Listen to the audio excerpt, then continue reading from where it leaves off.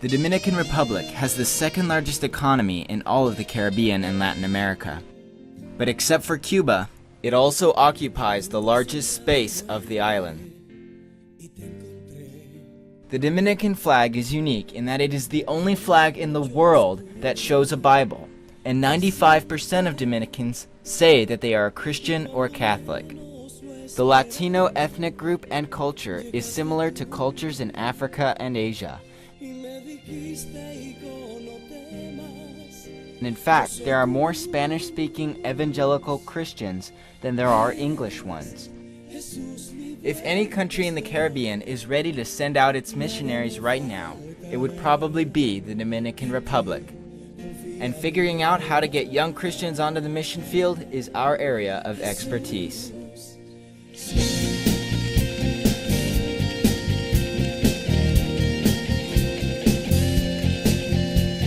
In 1989, the first base was planted in the capital of Santo Domingo.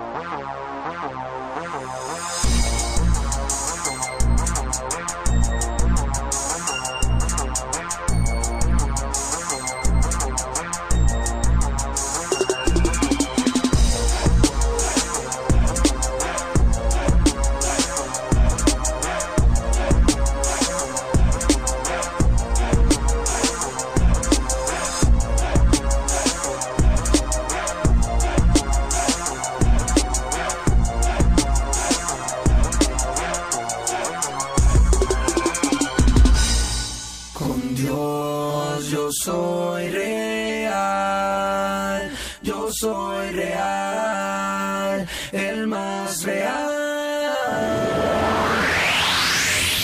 La gloria será bendecido por todos lados.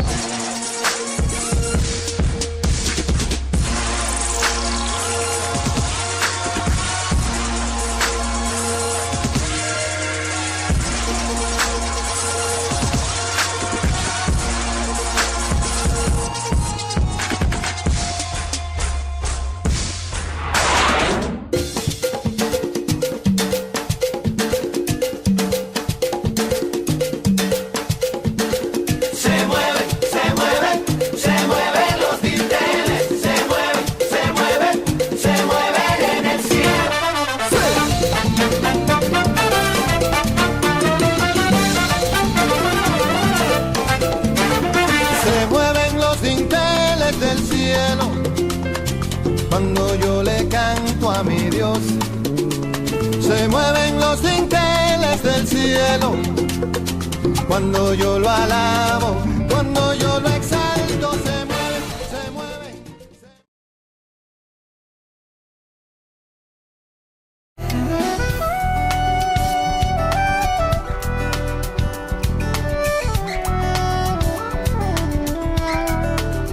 Li pa normal, sou si le kis ke ya bo yo.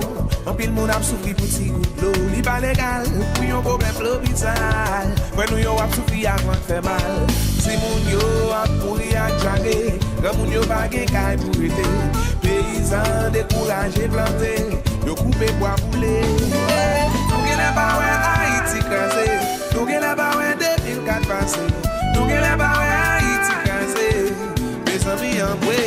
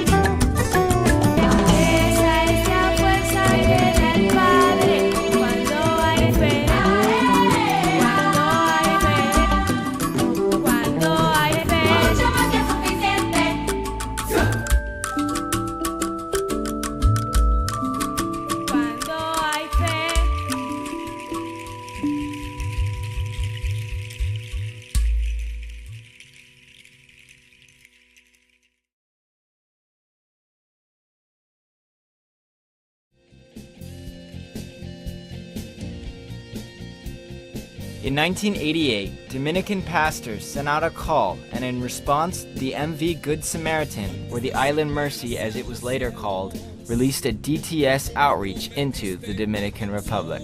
They were instructed to never come back, but stay and plant churches in the villages. The team of 6 were led by Brian Thompson, until 2 years later he passed the role to today's director, Kent Norrell. They continued to plant churches and started up King's Kids, which many of the staff children were a part of. Meanwhile, Mercy ships continually helped out by ministering to the people on the southern coast.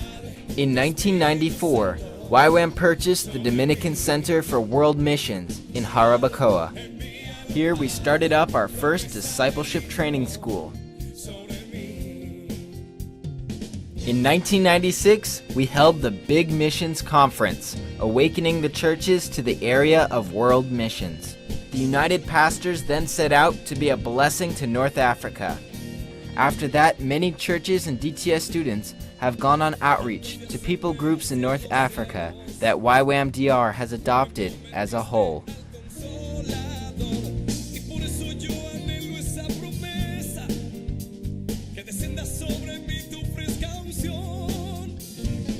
Around the area of Jarabacoa, ministry includes a lot of short-term teams. But outside of the Jarabacoa base, a new sort of ministry has begun, blanketing 3 communities. Led by Carl Steffens, Planning for the Harvest is a branch off of YWAM DR that networks 3 families together in reaching their communities where the gospel has not yet been heard. These families live among the Dominicans, exemplifying Christ in their lives and making disciples. In Mata de Limon, the ministry leader Carl pushes the community towards God's intentions. Recently, they built My God's Workshop preschool. In Humunuco, Kim and Amber Yorix educate the people around them through a carpentry class, Coseca club, and religion class, ministering to kids as well as adults. And lastly, Marcos and Missy Rodriguez reached the community of Pedra Blanca right outside our base in Jarabacoa. They teach through a carpentry class, as well as running a kids ministry and a men's ministry. Those at YWAM Jarabacoa have been training up and sending out Dominicans, especially towards Africa, wherever the gospel has not yet been reached. In 1998, Glenn and Rhoda Martin moved to Santiago to work as Caribbean Frontiers Mission Coordinator, as well as serve a regional role in this new city of 1 million.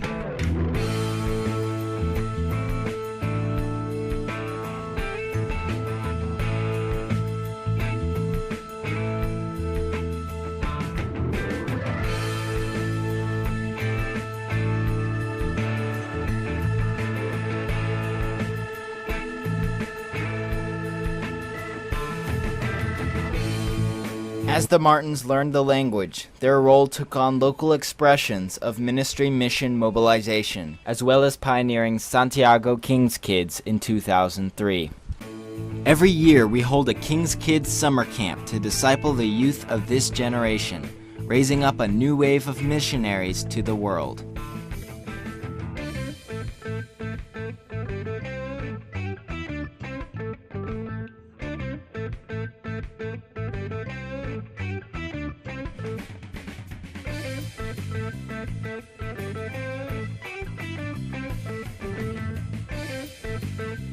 In 2006, Santiago became an official YWAM operating location.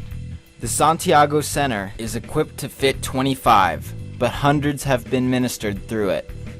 Glenn Martin has traveled all over the Caribbean to teach, but now he finally has a place to hold mission conferences in Santiago. And he holds a missions breakfast for the pastors every month, getting the churches on track with missions.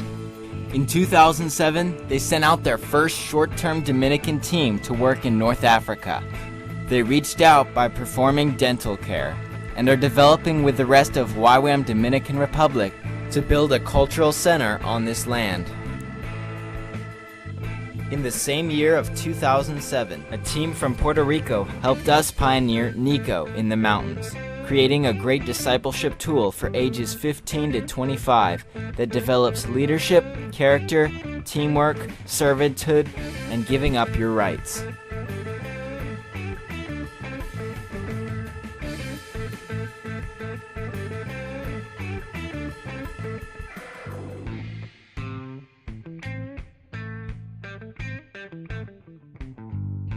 In 2009, between March and August, we held the first DTS in Santiago with 6 students. For their outreach, they traveled the Dominican-Haitian border, helping out the community and ministering to the kids. After that, they went to Peru, where they traveled by boat and ministered to 11 Kandoshi villages. We are also hosting outreaches that want to go to the Dominican Republic.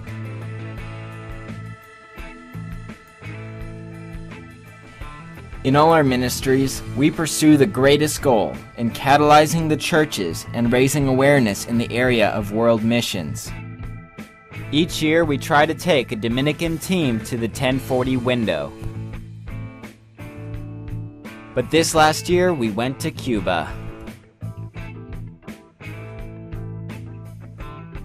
And later on, traveled to Haiti.